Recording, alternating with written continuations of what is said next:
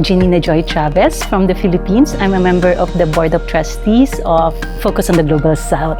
I used to be with Focus for 16 years in total, working on international financial institutions, alternative regionalisms, and transitional economies of Southeast Asia.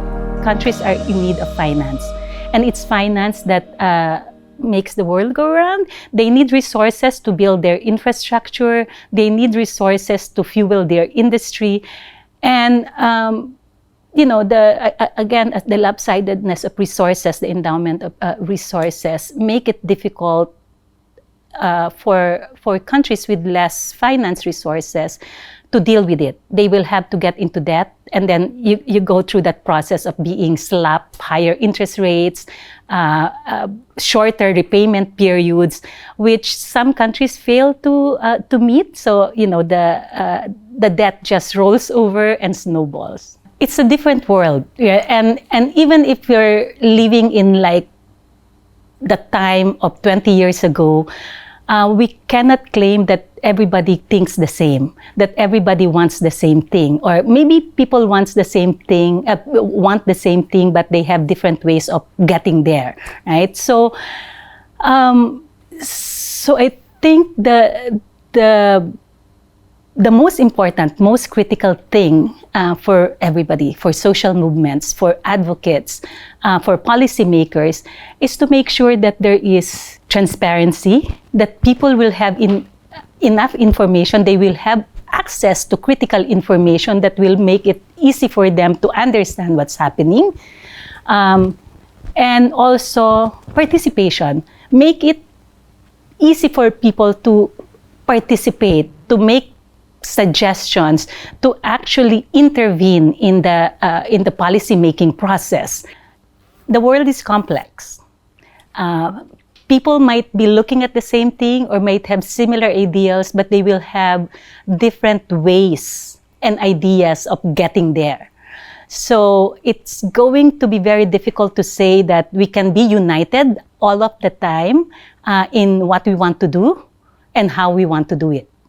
As long as there is transparency, that people have access to information, that they are given everything there is to know on what is happening, so that they can understand better and also be able to intervene better, that will be a great entry point already.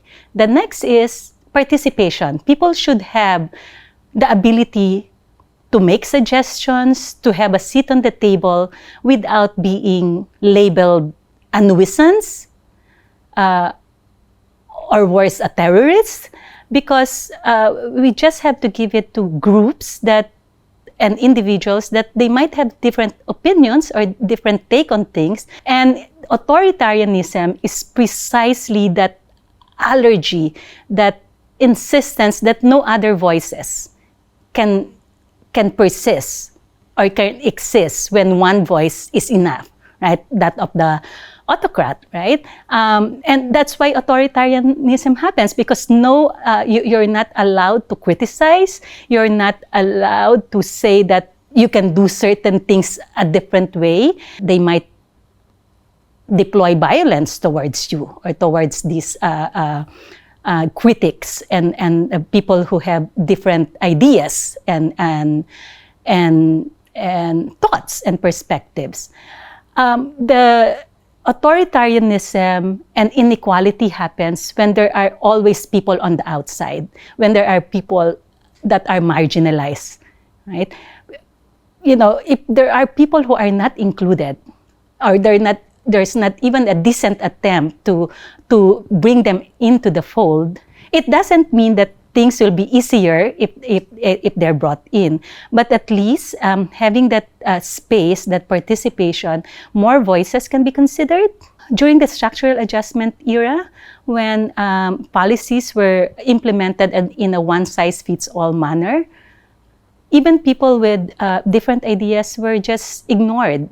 And look what happened a generation after. There was a reckoning that most of it failed because they were not implemented properly. In certain areas, they probably weren't the right policies to have been adopted.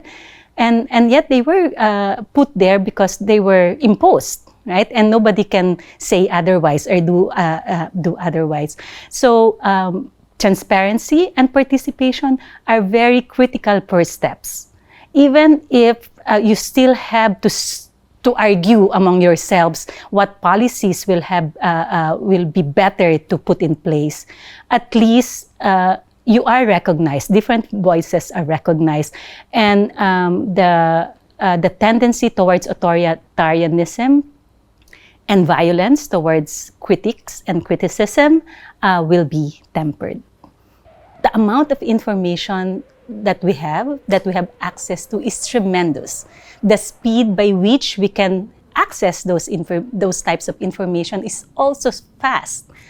But these are all sorts of information, data, and what is difficult now is wading through the sea of information, because there's also a lot of misinformation or spurious takes on certain facts and data that you have to contend with.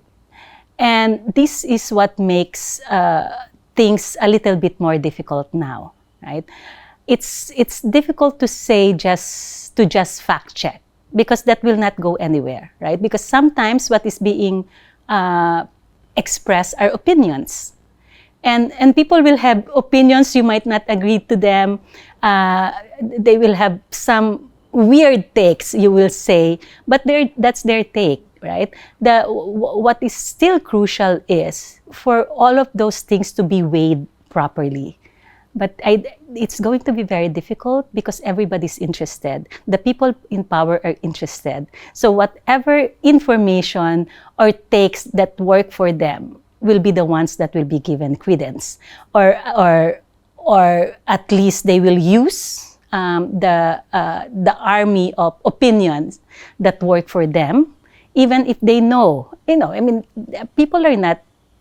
They know what's happening. I mean, especially the people in power, right? They know what happened or what's true, right? Probably, but it doesn't matter, right? What they'll do is just use what works for them. And this is a challenge that all of us face.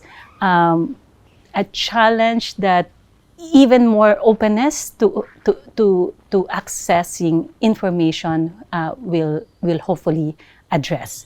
And then even more space and flexibility to be able to participate will be able to address. So organizing is going to be really difficult because the amount of information that we have has put people into some sort of a stupor, but also an overwhelmed existence. So that they just choose to look at the things that are easy for them, right? But at the end of the day, there are also people that need food, that need housing, that need security, that need education, and eventually things that has to do with their needs will